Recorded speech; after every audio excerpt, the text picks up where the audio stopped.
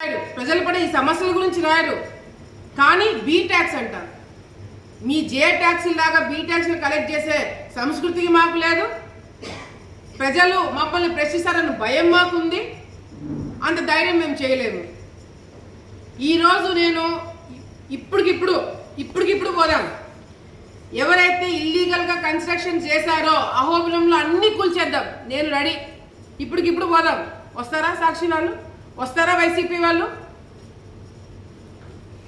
గత 20 సంవత్సరాల నుంచి కాదు, అహోబిలంలో మీ ఇంటి దేవుడు అని చెప్పి మీ పెత్తనం ఇన్ని రోజులు నడుపుతూ మీరు అడ్డంగా పర్మిషన్లు ఇచ్చుకొని మీరు అక్కడ ట్రాఫిక్ ప్రాబ్లం కావచ్చు. ఇప్పుడు ఈ 100కి పైన మీరు లాడ్జ్లు అన్నారు కదా, 100కి పైన సత్రాలు అంటున్నారు కదా, ఏ ఒక్క సత్రం కూడా ఫైర్ పర్మిషన్స్ లేవు.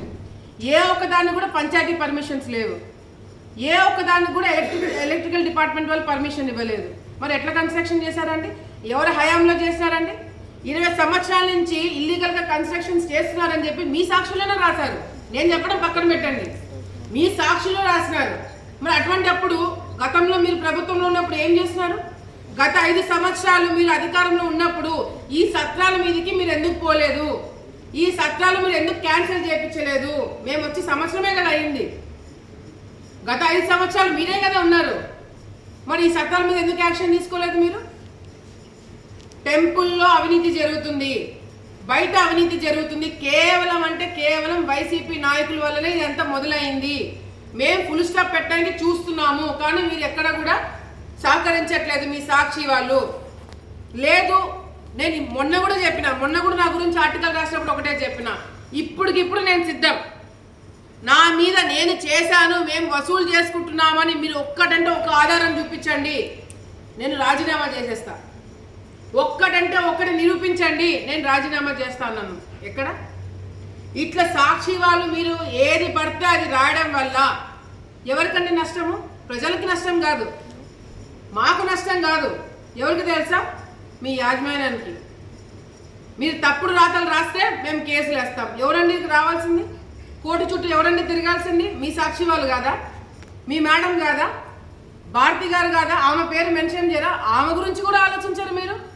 నాకు తెలిసి ఎవరైతే ఈ రిపోర్ట్ రాశారో, ఎవరైతే ఈ ఆర్టికల్ రాశారో పాపం మర్చిపోయినట్టున్నాడు. ఈ ఆర్టికల్ రాసినట్టు, ఇది రాశారని మర్చిపోయి ఇది రాసినట్టున్నారు. లేకపోతే ఏ ఇల్లీగల్ కన్స్ట్రక్షన్స్ చేస్తున్నారని చెప్పి రాసిన వ్యక్తి ఆ ఇల్లీగల్ కన్స్ట్రక్షన్స్ వెనకేసుకుంటూ మళ్ళీ ఇంకొక ఆర్టికల్ ఎట్లా రాస్తున్నాడు? ఇది మీ జర్నలిస్టులకే వదిలేస్తాను నేను. ఈరోజు ప్రెస్ ఫ్రీడమ్ డేనా? ఈరోజు ప్రెస్ ఫ్రీడమ్ డే. ప్రెస్కి అంతో కొంత రెస్పాన్సిబిలిటీ ఉండాలి కదండి. ఎవరి కోసం రాస్తున్నారండి? దీనివల్ల మీరు ఆ చికెన్ దాని గురించి రాస్తున్నారు. ఏ ఆలగడ్డలో ఓట్లు వేసే వాళ్ళకి తెలీదా? ఆలగడ్డలో చికెన్ కొనే వాళ్ళకి తెలీదా రేటు తగ్గిందా పెరిగిందా అనేది? మీ సాక్షి పేపర్ కొంటూ మీకు ఓట్లు వేసిన వాళ్ళే ఇది వాస్తవం కాదు అని మాట్లాడుకునేలాగా మీరు చేసుకుంటున్నారు. మేమేం లేదు. ఇది రాయడం వల్ల మేము ఆపుతామనుకుంటున్నారా? మీరు రాయడం వల్ల మేము వాళ్ళ మీద యాక్షన్ తీసుకోవడము ఆపుతామనుకుంటున్నారా? భయపడతామని అనుకుంటున్నారా? నేను ఇప్పుడు చెప్తున్నాను, ఎవరైతే అక్రమంగా ప్రభుత్వ భూములు ఆక్రమించుకున్నారో, అది వక్ఫ్ బోర్డు కావచ్చు, ఎండోమెంట్స్ కావచ్చు, ఇరిగేషన్ డిపార్ట్మెంట్ కావచ్చు, ఎవరిదైనా సరే గవర్నమెంట్ భూమి ఆక్రమించి ఎవరైతే ఇల్లీగల్గా కన్స్ట్రక్షన్స్ చేశారో అవన్నీ కూడా డెమాలిష్ చేయడం జరుగుతుంది, అవన్నీ కూడా తొలగించడం జరుగుతుంది. మీరు ఏం రాస్తారో రాసుకోండి, దాంట్లో వాస్తవం ఉంటే నేను ఒప్పుకుంటా. నా గురించి చాలా మందికి తెలిసిన వాళ్ళకి తెలుసు. మీరు వాస్తవాలు రాసుకుంటే నన్ను నేను కరెక్ట్ చేసుకోవడానికి ఒక సెకండ్ కూడా నేను ఆలోచించాను. అవును వాళ్ళు రాసింది కరెక్ట్, మేము మార్చుకుంటామని చెప్పేదానికి ఒక సెకండ్ కూడా ఆలోచించాను. కానీ మీరు తప్పుడు రాయడం వల్ల మీ డిగ్నిటీ ఒక రిపోర్టర్గా, ఒక